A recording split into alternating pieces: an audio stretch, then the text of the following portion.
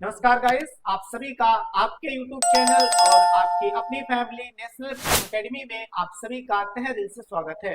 Friends, इस video में हम लोग करंट अफेयर को कवर करने वाले हैं और ये वीडियो नंबर 2 है। ठीक है, तो इसमें जो घटना सार आपकी आती है, आपकी जो घटना सार आती है 6 मंथ की, ठीक है, जिसमें कि 1 जनवरी से जुलाई 2025 के जो भी मोस्ट इंपोर्टेंट करंट अफेयर है विद डिटेल के साथ में मोस्ट जो भी इंपोर्टेंट पॉइंट्स है तो उन सभी को हम लोग कवर कर रहे हैं। ठीक है, जो 2025 में जो भी एग्जाम है तो उन सभी के लिए ही महत्वपूर्ण है। आप पहले एक वीडियो देखें और देखने के बाद में अगर आपको लगता है कि हाँ रियल में सही बढ़िया करंट अफेयर है तो आप भी इस सीरीज को जो फॉलो कर सकते हैं। ठीक है, तो इससे पहले का जो है हमने पढ़ लिया था। पहले हम लोग थ्योरी वाला जो पोर्शन है वो कंप्लीट करेंगे, उसके बाद में जो एमसीक्यू फॉर्म होता है तो उसको हम लोग बाद में कवर करेंगे। ठीक है, तो पहला टॉपिक है आज का, कह रहा है देश भर में 103 अमृत भारत स्टेशन का उद्घाटन किया गया। 22 मई, डेट भी ध्यान रखना है, डेट मैच में पूछता है। 22 मई 2025 को जो हमारे पीएम है उन्होंने राजस्थान के बीकानेर स्थित देश लोक से 18 राज्यों और केंद्र शासित प्रदेशों में 86 जिलों के 103, ये जिला मिला मत ध्यान रखो लेकिन ये संख्या इंपॉर्टेंट है, 103 अमृत भारत स्टेशनों का उद्घाटन किया है। तो इसको आपको ध्यान में रखना है। साथ साथ में ये भी ध्यान रखो कि इन स्टेशनों का विकास अमृत भारत स्टेशन योजना, बहुत इंपॉर्टेंट है इसका नाम, अमृत भारत स्टेशन योजना के तहत 11,000 करोड़ रुपए से अधिक लागत से किया गया है। तो इनकी कुल लागत 11,000 नहीं 1100 करोड़ है। एक फैक्ट और ध्यान रखो, अगर आपका यूपी स्पेशल कोई एग्जाम है जैसे यूपी पीसीएस वगैरह, इसमें जो 103 स्टेशनों का उद्घाटन किया गया है तो यूपी से सबसे ज्यादा है, कितनी है 19 है, यूपी से 19 है और गुजरात से 18 है। आप दो ही ध्यान रखो। इसके अलावा में अगर आप इन स्टेट से बिलोंग करते हो तो आप अपने स्टेट के स्पेशल करंट अफेयर के लिए उनकी संख्या भी ध्यान रख सकते हो। ठीक है ना, चलिए आगे देखते हैं अगला पॉइंट क्या है हमारा टॉपिक। अगला टॉपिक है पौंडीचेरी नेबा प्लेटफॉर्म अपनाने वाला देश का 29वां विधानमंडल बन गया है। 29वां विधानमंडल बन गया है। अब जैसे 29वां बना तो कोई ना कोई पहला रहा होगा, तो स्टैटिक के रूप में आपको पहला भी जानना है। ये नेबा है क्या, असल में आपके लिए तो यही जरूरी है ना, नेबा है क्या। तो देखने का 9 जून 2025 को जो केंद्र शासित प्रदेश है पौंडीचेरी, राष्ट्रीय ई विधान एप्लीकेशन है नेबा, राष्ट्रीय ई विधान एप्लीकेशन है नेबा। पूछा जा सकता है तो व्हाट इज नेबा, तो आपको वहां पे ऑप्शन दिए जाएंगे कि भाई क्या है। तो जो विधान राज्यों की जो विधानसभा होती है उनमें क्या करने के लिए, उनमें सारी चीजें जो है इंटरनेट के माध्यम से की जाए, जो पेपरलेस काम है उसको समाप्त किया जाए, तो उसको बढ़ावा देने के लिए है। पहला कौन सा राज्य था, तो 2022 में नागालैंड नेबा लागू करने वाली पहली विधानसभा थी। तो स्टैटिक पोर्शन भी हमने क्या किया है, कंप्लीट कर दिया है। बहुत इंपॉर्टेंट क्वेश्चन है। दीव, दमन एवं दीव मतलब भारत का पहला पूर्णतः सौर ऊर्जा संचालित जिला बन गया है, सौर ऊर्जा संचालित जिला बन गया है। This point very very important. ठीक है, तो आगे देखते हैं। 29 मई 2025 को दीव का दौरा किया केंद्रीय जो मंत्री थे श्री जोशी ने, उन्होंने बताया कि जो है पीएम सूर्य घर मुक्त बिजली योजना के तहत जो है ऐसा दीव में किया गया है, तो इन्होंने एक उपलब्धि हासिल कर ली है, इसको हमें ध्यान में रखना पड़ेगा। ठीक है, ओके आगे देखते हैं। ये टॉपिक इंपॉर्टेंट नहीं है तो इसको हमने छुड़वा दिया है। ठीक है, कोई दिक्कत नहीं है इसमें। हाँ ये वाला इंपॉर्टेंट है, नमूना पंजीकरण प्रणाली एसआरएस संख्यांकिकी रिपोर्ट 2024। सबसे पहले तो जब भी आप कभी भी इंडेक्स कोई पढ़ते हैं, कोई रिपोर्ट पढ़ते हैं, तो उसको जारी कौन करता है उसका नाम जानना भी मोस्ट इंपॉर्टेंट है। तो कोई किसने जारी किया है, नमूना पंजीकरण प्रणाली एसआरडीटी रिपोर्ट 2021 किसने जारी की है, तो भारत के पंजीयक या जिन्हें हम शॉर्ट में आरजीआई कहते हैं, यही यही वो पद है, यही वो अधिकारी है जो भारत की जनगणना भी करवाते हैं। ठीक है ना, जनगणना के लिए भी यही जिम्मेदार होते हैं। तो ये पता चल गया किसने रिपोर्ट जारी की है, तो भारत के जो पंजीयक है उन्होंने जारी की है। फिर आगे कह रहा है भारत में मातृ मृत्यु दर, ये मातृ मृत्यु दर क्या होती है, जब लेडीज होती हैं तो अगर उनके जो कोई बच्चा जैसे जो जन्म लेता है तो उस समय कितनी महिलाओं की मृत्यु हो जाती है, तो इस पे कह रहा 2019 और 21 के अनुसार देश में मातृ मृत्यु दर अनुपात में उल्लेखनीय कमी आई है, मतलब पहले से सुधार हुआ है। सुधार का मतलब क्या है आगे देखेंगे हम, इसको आगे देखेंगे। कह रहा 2014-16 में प्रति 1 लाख जन्मों पर 130 से 37 अंक घटकर 2019-21 में 93 हो गई है।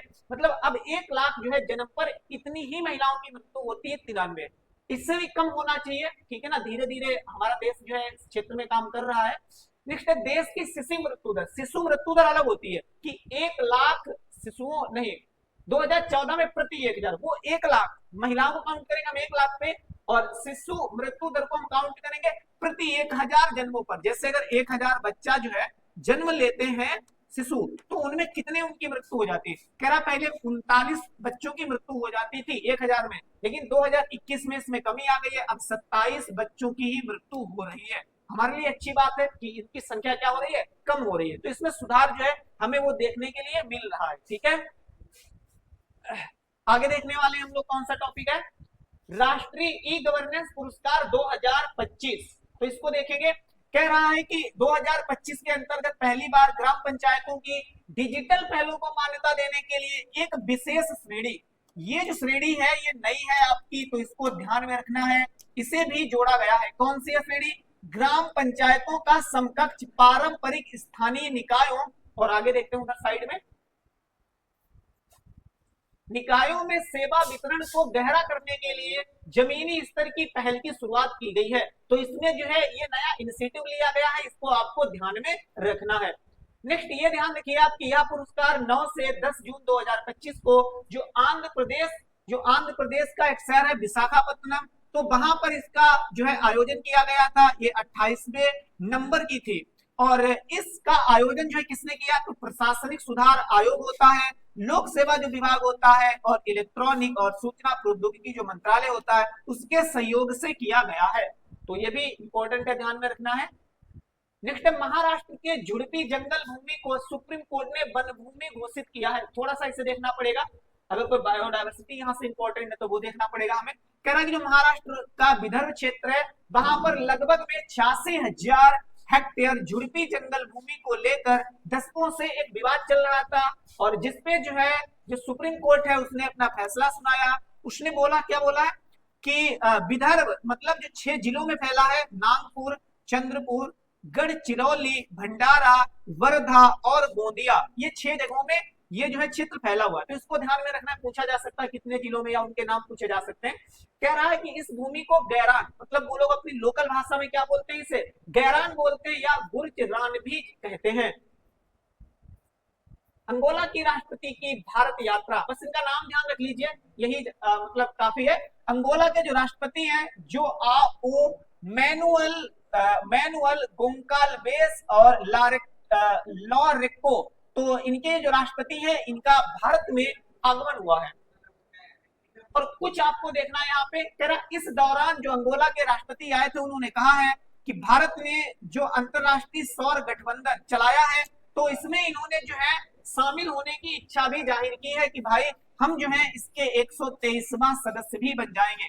तो पूछा जा सकता है कि अभी हाल ही में जो है आईएसए का 123वां मेंबर कौन बना है, तो आपका अंगोला बना है जो कि अफ्रीकन कंट्री है।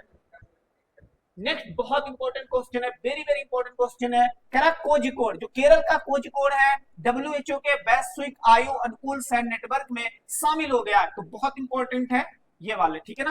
तो देखते हैं, कह रहा है कोझिकोड शहर विश्व स्वास्थ्य संगठन WHO के ग्लोबल, इसका नाम जरूर ध्यान रखना है आपको, इसका global network for age friendly cities and communities में शामिल हो गया है, ठीक है। तो इसकी लोकेशन वगैरह भी आप लोग देख सकते हो मैप पे। कोच्चि के बाद शामिल होने वाला यह दूसरा भारतीय शहर है। अब देखो स्टैटिक पोर्शन भी इसने कवर करवा दिया कि भाई पहला कौन था, तो कोच्चि था, ये भी केरल का ही है, और दूसरा कोझिकोड है, तो ये भी आपका केरल का ही। कोझिकोड शामिल होने वाला भारत का दूसरा शहर बन चुका है। कह रहा है कि पहले कोझिकोड को यूनेस्को द्वारा साहित्य शहर के रूप में भी जो है इसे शामिल किया जा चुका है। तो ये भी आपके लिए मोस्ट इंपॉर्टेंट है। नेक्स्ट है उड़ीसा सरकार की शहरी विकास के लिए अंकुर पहल। आप डेफिनेटली अनुमान नहीं लगा पाएंगे कि अंकुर पहल किस लिए है, इसलिए जब ऐसे नाम आए जिनको आप गेस नहीं कर सकते हैं तो उस पर विशेष करके फोकस करें। पहले इसकी फुल फॉर्म देखते हैं, पहले इसकी फुल फॉर्म देखेंगे, ठीक है ना। बिल्कुल, फुल फॉर्म अंकुर की क्या है, कह रहा है कि अंकुर की फुल फॉर्म है Atal network for knowledge urbanisation and reform. And reform. किसके द्वारा कह रहा है कि यह पहल आवास और शहरी विकास विभाग द्वारा संचालित की जा रही है। बिल्कुल भाई, मिनिस्ट्री पूछ लेता है कौन सी योजना कौन सी मिनिस्ट्री चला रही है।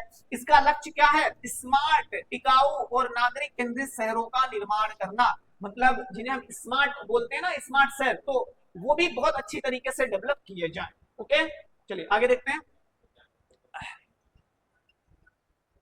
महाराष्ट्र में आईएनएस गुलदार, बिल्कुल आईएनएस गुलदार के आसपास बनेगा भारत का पहला अंडर वाटर म्यूजियम और कोरल रीफ। अभी तक तो जो है आपने ऐसे अंडर वाटर म्यूजियम विदेशों में ही देखे होंगे, दुबई वगैरह में या और कोई जो डेवलप्ड आपके सिटीज है बहुत अच्छे लेवल के वहां पे, लेकिन अब कह रहा है महाराष्ट्र में बनेगा। लेकिन अभी ये भी तो जानना है महाराष्ट्र में किस शहर में बनेगा। तो कह रहा है कि पारिस्थितिकी संरक्षण और प्रयासों को नई दिशा में सिंधुदुर्ग जिले के बेंगुल्ला तट के पास निष्क्रिय पड़े भारतीय नौसेना के एक जहाज जिसका नाम है आईएनएस गुलदार, इसको जो है इसके चारों ओर भारत का पहला अंडर वाटर म्यूजियम और कृत्रिम कोरल रीफ विकसित किया जाएगा। मुख्य उद्देश्य क्या है? तो इससे जो है पर्यटन वगैरह जो है क्या होता है आपका आकर्षित होता है, अट्रैक्ट होता है। इस परियोजना का कार्यान्वयन कौन करेगा? तो महाराष्ट्र पर्यटन विकास जो निगम है तो वो इसको हैंडल कर रहा है, इसका जो है निर्माण करा रहा है। ओके, इसमें शहर का नाम नहीं दिया। ओके, शहर का नाम इसमें नहीं दिया, तो आप लोग गूगल करके सर्च कर लेना। नेक्स्ट है, चेन्नई में भारत के पहले कृषि ड्रोन स्वदेशीकरण केंद्र का उद्घाटन हुआ है। 14 जून 2025 को चेन्नई में भारत के पहले, अब नाम इसका बहुत इंपॉर्टेंट है, क्या नाम है? गरुड़ एरोस्पेस की कृषि ड्रोन स्वदेशीकरण सुविधा का उद्घाटन किया गया है। तो नाम ध्यान रखना है, गरुड़। ठीक है, और क्या है? यह पहल नरेंद्र मोदी के 2030 तक भारत को वैश्विक ड्रोन हब बनाने की विजन को पूरा करने के लिए जो है ये कदम उठाया गया है। तो आपसे ये कैसी है? ये देखो आपका एक इंपॉर्टेंट ईयर है 2030 तक, एक टैग लाइन है तो भाई 2030 तक हम जो है हमारे देश में जो ड्रोन है वो अच्छी खासी संख्या में बनाए जाएंगे, लोग उनका यूज करेंगे, तो इसको भी ध्यान में रखना है। ठीक है ना, बिल्कुल। ऐसे क्वेश्चन आते हैं भाई जहां पे मुझे जरा सा भी लगता है कि भाई क्वेश्चन इंपॉर्टेंट नहीं है तो आप पे फालतू बर्डन में क्यों डालूं, तो उसे मैं हटा देता हूं बिल्कुल ही। ठीक है, समझ में आया ना? ओ सॉरी, इसको थोड़ा नीचे करते हैं, स्क्रॉल करते हैं ताकि आपको प्रॉपरली शो तो हो सके। राजस्थान स्थित खींचन और मेराड़ रामसर आर्द्र भूमि घोषित। आर्द्र भूमियों की संख्या जो लगातार बढ़ रही है, पहले 85 थी, फिर 89 हुई, फिर 2 और बढ़ा दी गई, अब 91 हो चुकी है। अब 91 हो चुकी है। कौन सी 2 नई शामिल की गई है? राजस्थान स्थित खींचन और मेराड़ रामसर आर्द्र भूमि घोषित। ठीक है ना, तो ये कहाँ की है? खींचन जिसे फालोदी भी कहते हैं और मेराड़ जो कि उदयपुर में है। यहाँ पे फालोदी कहते नहीं है, फालोदी जगह पे है, तो उसको ध्यान रखना। खींचन राजस्थान, फालोदी मेराड़ नहीं मेराड़ ये उदयपुर। ठीक है ना, तो इनकी जो है मतलब इन्हें शामिल कर लिया गया रामसर साइट में 1971 में। अब देखो मैं इसलिए कहता हूँ ये जो मतलब बुक है बहुत अच्छी है। स्टैटिक पोर्शन आपका देखो कैसे मजबूत होगा। कह रहा है रामसर साइट ऐसी आर्द्रभूमि होती है, भाई आपको परिभाषा भी तो आपसे पूछी जा सकती है, जो अंतरराष्ट्रीय महत्व की मान्यता मिली होती है। कह रहा यह मान्यता 1971 में ईरान के शहर रामसर शहर में पूछा जा सकता है। रामसर साइट ये कब से शुरू की गई? तो 1971 में, क्योंकि रामसर साइट का मतलब है ईरान का एक शहर है। यूपीएससी में पूछा गया था कि ईरान रामसर शहर जो है वो किस स्टेट में उसमें पड़ता है, तो ईरान में पड़ता है। नवीनतम घोषित 2 आर्द्रभूमियों में खींचान फालोदी राजस्थान। ठीक है, हजारों प्रवासी डेमो इसेल क्रेनो, मतलब जो क्रेन होते हैं ना सारल, तो यहाँ पे ये ज्यादा पाए जाते हैं। दूसरा बता ही चुका हूं, तो इसमें बहुत अधिक हमें पढ़ने की आवश्यकता नहीं है। और इसमें स्टैटिक रूप में जान सकते हो कि अगर पहला आर्द्रभूमि पूछे तो आपका चिल्का झील है। ठीक है ना, चिल्का झील है पहला आर्द्रभूमि। दिल्ली में भारत का पहला इलेक्ट्रॉनिक कचरा इको पार्क। लो भाई बहुत इंपॉर्टेंट, पहला लग गया ऑटोमेटिक। आप जो ये मुख्य हेडिंग होती है ना इन्हें ध्यान रखने की कोशिश किया करो। इसके अलावा में जो मेन चीज में बताता हूँ उन्हें ध्यान रखने की कोशिश करेंगे, और बीच की चीजें ना इसको स्किप करते हुए चलेंगे। भाई इतना हमको रोबोट या मशीन नहीं है कि जो इन सभी को पढ़ते हुए चले। जो मेन चीज है हमारे एग्जाम के लिए जो मोस्ट इंपोर्टेंट है हम सिर्फ उसी को देखेंगे। कह रहा है कि दिल्ली सरकार ने भारत का पहला इलेक्ट्रॉनिक कचरा ई वेस्ट इको प्लांट स्थापित करने की घोषणा जो है जून 2025 में की है। यह सुविधा प्रत्येक वर्ष 51,000 टन ई कचरे को जो है रिसाइकिल करेगी। 51,000 टन को कचरे को क्या करेगी? रिसाइकिल करेगी। नेक्स्ट देख लो भाई, बहुत इंपॉर्टेंट। क्यों? क्योंकि अभी तक हमने पढ़ा था जीएस में 106 ही आपके नेशनल पार्क हैं, है ना। अब 107वां और हो गया, 107वां आपका और हो गया, तो इसके बारे में बढ़िया तरीके से पढ़ना। सिमलीपाल उड़ीसा में पड़ता है, कह रहा है ये टाइगर रिजर्व भारत का 107वां राष्ट्रीय उद्यान बन गया। पहले टाइगर रिजर्व था, लेकिन अब क्या हो चुका है, राष्ट्रीय उद्यान आपका बनाया गया है।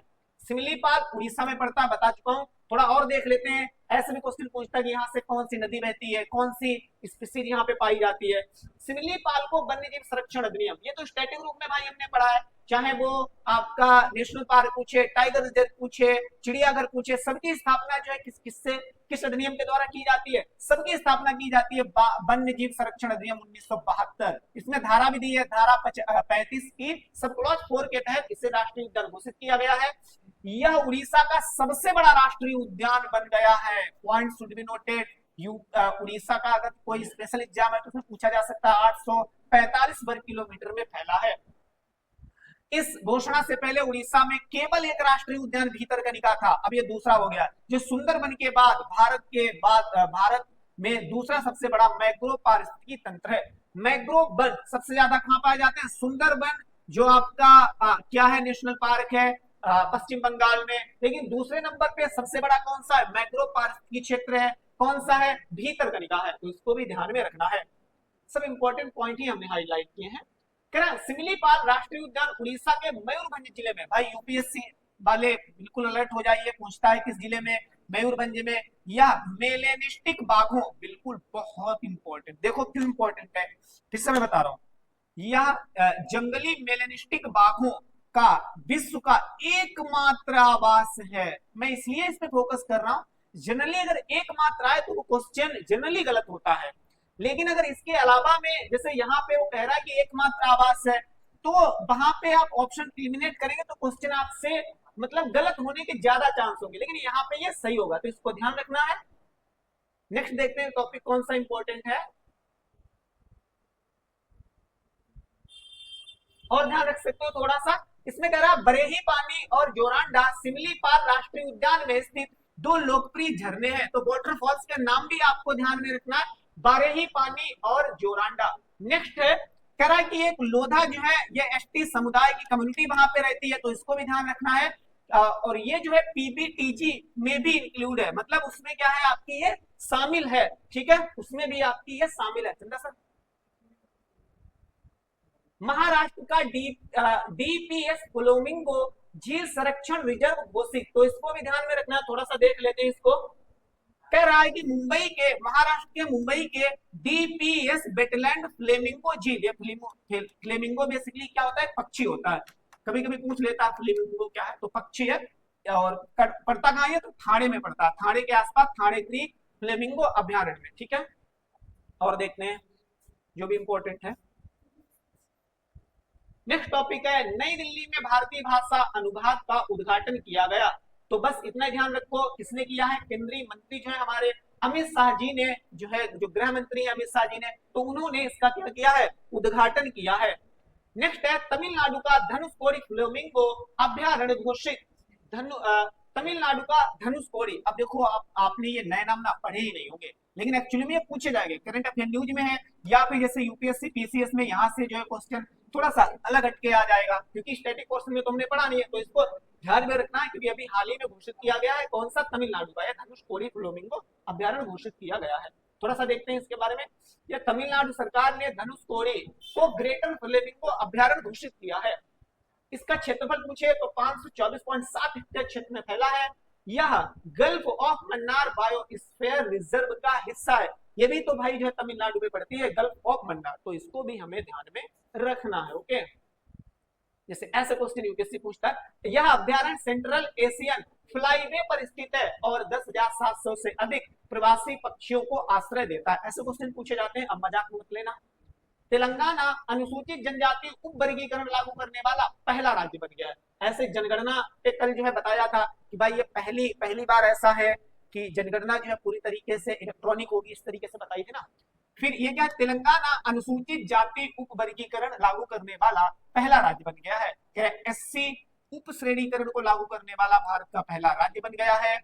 इस पहल का उद्देश्य मौजूदा 15%, मतलब एससी को 15% का क्या देना, आरक्षण देना, इसका मुख्य उद्देश्य है। इन्होंने इसको जो है कुल मिला के एससी जो समुदाय है उसको कुल मिला के 59 उपजातियों में बांट रखा है। फिर ऐतिहासिक प्रयासों जैसे कि लोकुर समिति, तो ध्यान रखना पूछेगा कि लोकुर समिति का संबंध किससे है, तो उप जो एससी जाति होती है तो उसका उपवर्गीकरण से इसका संबंध है। और जस्टिस रामचंद्र राजू बाऊसा मेहरा आयोग की सिफारिशों पे ऐसा जो है किया गया है। ओके ठीक है, ये काम की चीज नहीं है हमारे। वक्फ संशोधन बहुत मेंस के लिए, जैसे पीसीएस मेंस है, यूपीएससी मेंस है, तो यहां से क्वेश्चन बन सकता है, आप पॉइंट भी निकाल सकते हो यहां से। संसद में पारित वक्फ संशोधन विधेयक 2025 जिसे उम्मीद नाम दिया गया है, ये उपनाम बहुत इंपॉर्टेंट है, इसको दूसरे नाम से पूछ लेगा तो भाई हम कर ही नहीं पाएंगे। ध्यान रखना उम्मीद नाम इस विधेयक का है और इसे 5 अप्रैल 2025 को राष्ट्रपति ने अपनी मंजूरी दे दी है, मतलब उन्होंने साइन कर दिया है। फाइनली जब राष्ट्रपति साइन कर देता है तो विधेयक वो जो है अधिनियम में चेंज हो जाता है, एक्ट बन जाता है, आपका कानून बन जाता है। क्या है, या कानून धार्मिक मामलों का उल्लंघन करता है, भारत में वक्फ संपत्तियों के प्रशासन और प्रबंधन में महत्वपूर्ण बदलाव का प्रस्ताव या कानून करता है, तो इसको ध्यान में रखना है। आगे बढ़ते हैं। यह कानून वक्फ अधिनियम 1995 में संशोधन करता है।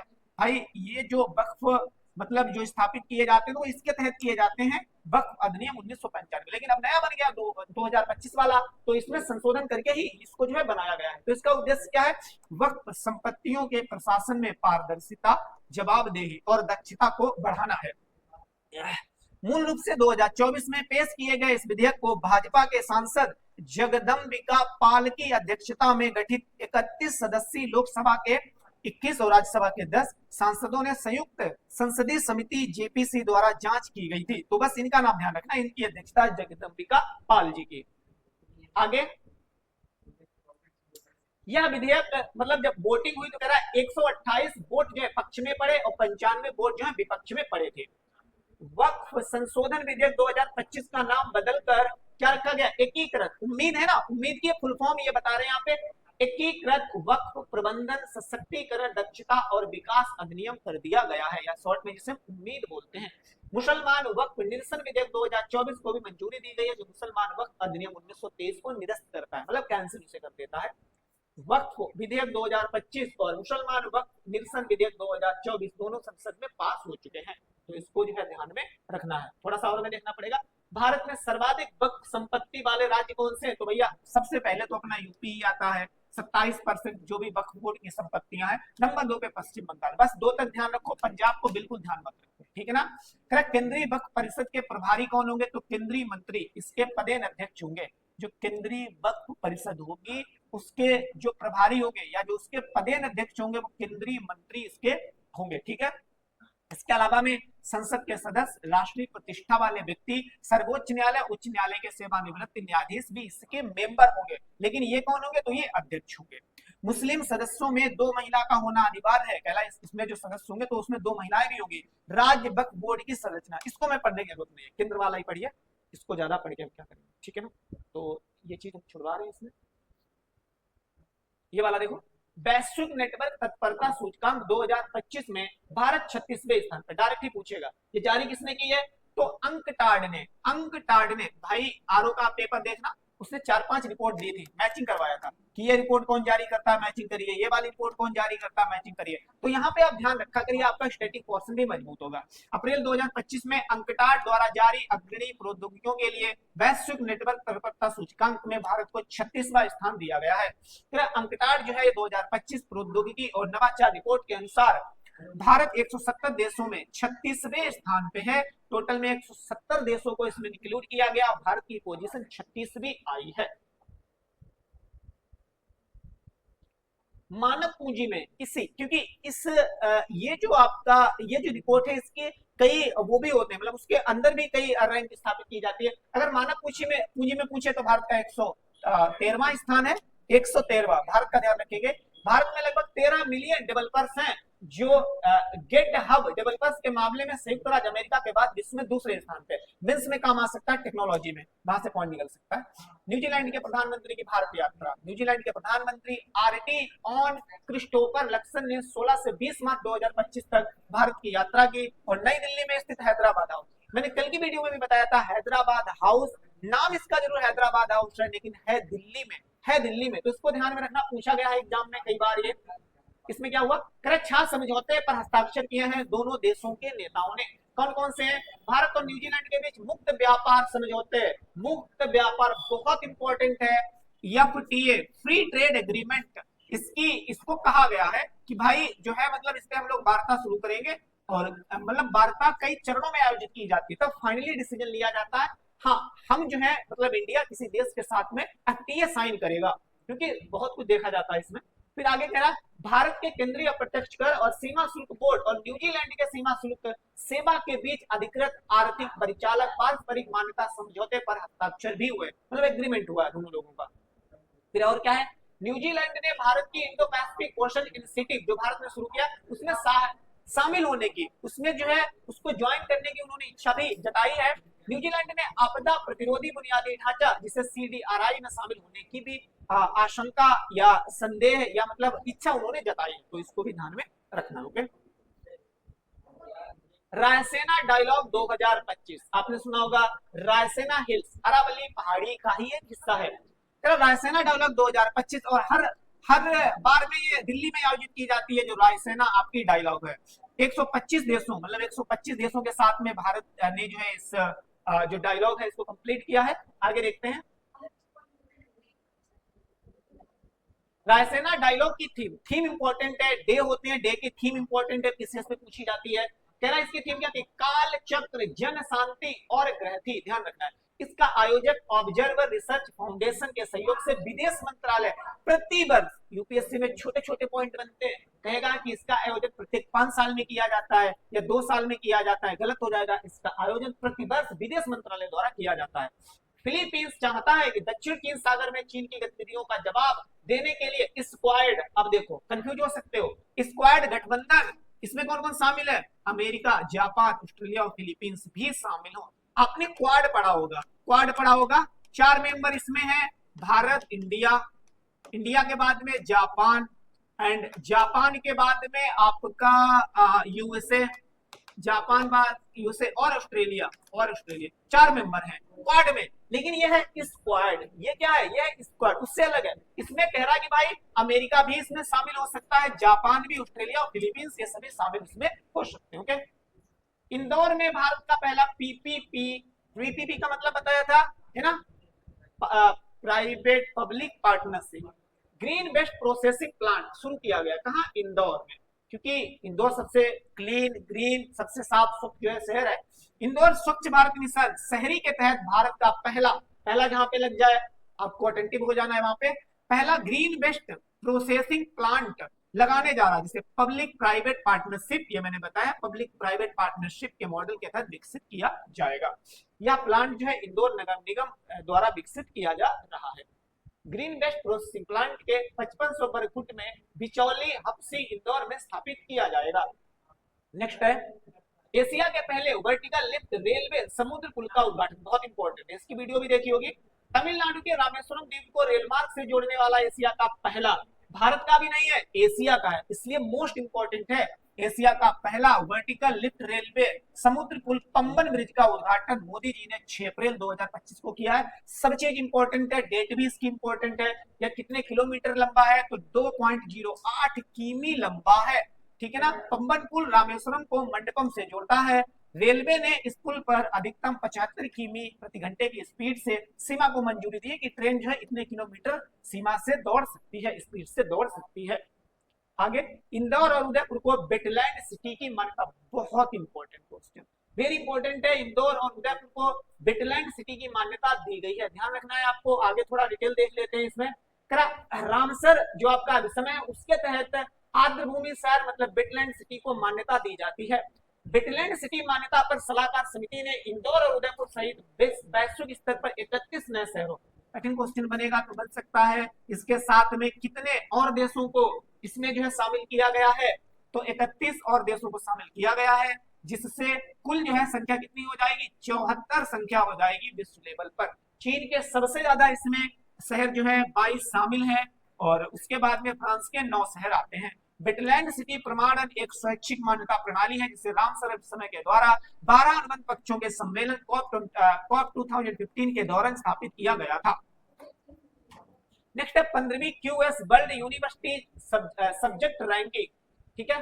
तो ये जो है कौन जारी करता है, तो आप नाम से स्पष्ट है क्यूएस, क्यूएस की फुल फॉर्म है, कहाँ गई भाई क्यूएस की फुल फॉर्म, इस ये एक यूनिवर्सिटी है, नीचे इसकी फुल फॉर्म दी है।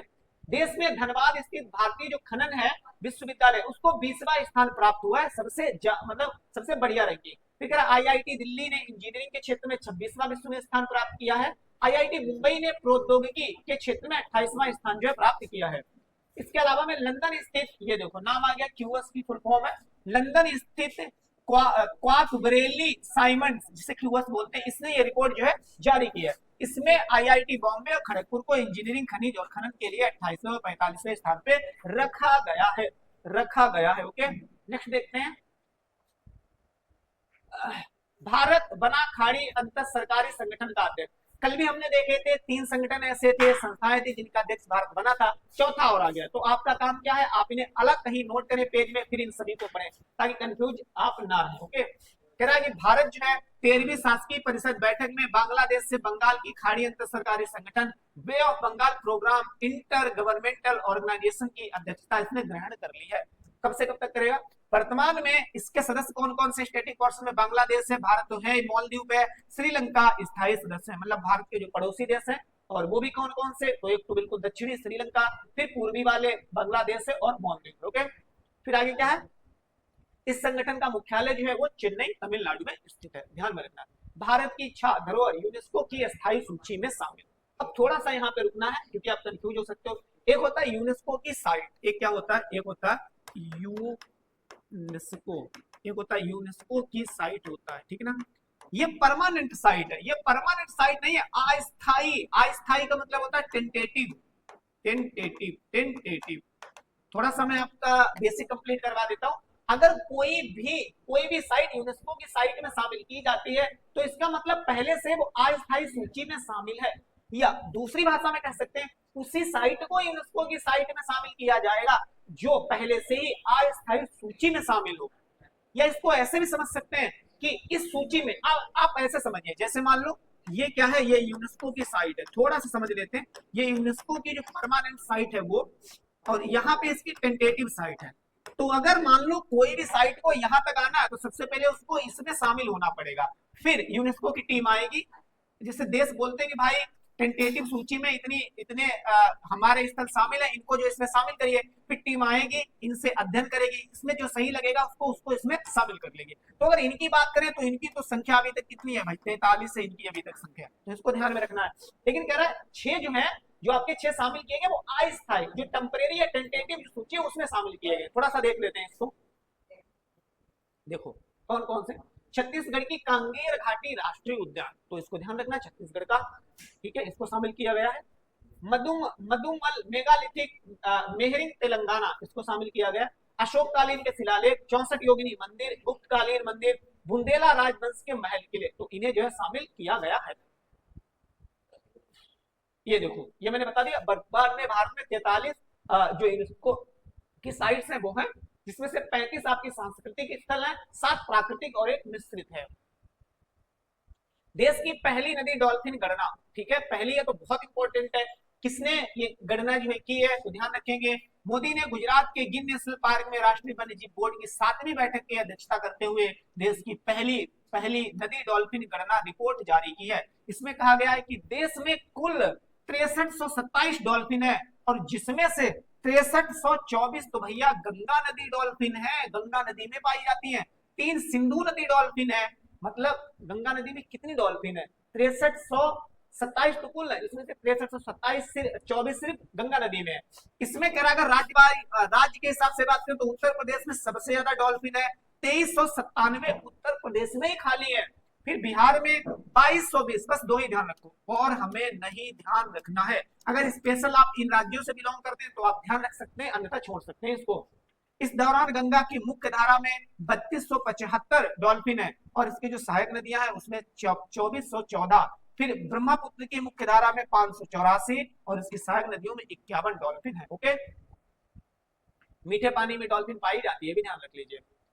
कह रहा प्रधानमंत्री मोदी ने इस अवसर पर जूनागढ़ में राष्ट्रीय वन्यजीव रेफरल केंद्र की भी आधारशिला रखी, 16वीं जनगणना करने की घोषणा भी की है। इस अवसर पर इससे पहले जो है शेरों की 16वीं जनगणना शुरू करने की घोषणा भी की है। तो ये लोग हम पढ़ चुके हैं, एशियाई जो शेर है उनके बारे में।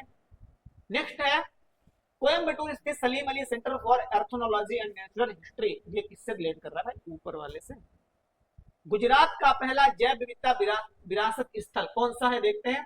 कह रहा है कि कच्छ जिले में जो लखपत तालुका में बुनेरी गांव है, इसको अंतर्देशीय मैंग्रोव बुनेरी स्थल को आधिकारिक रूप से गुजरात का पहला जैव विविधता विरासत स्थल भी घोषित किया गया है।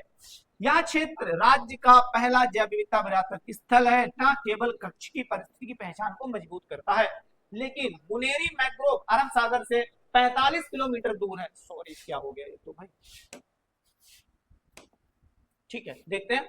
कह रहा 45 किलोमीटर दूर है और कोरी क्रीक से 4 किलोमीटर की दूरी पर स्थित है। यहाँ समुद्र का ज्वारी प्रवाह नहीं होता है, यहाँ कीचड़ और दलदली भूमि में नहीं है, यह एक सपाट भूमि में फैला हुआ है।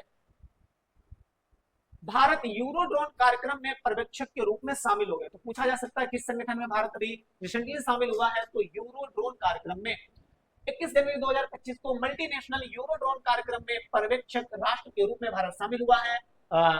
इसको मतलब शॉर्ट में ये बोलते हैं, पूरा इसका नाम है organisation for joint armament cooperation. ठीक है, भारत यूरोड्रोन कार्यक्रम में जापान के बाद दूसरा एशियाई प्रशांत भागीदार है।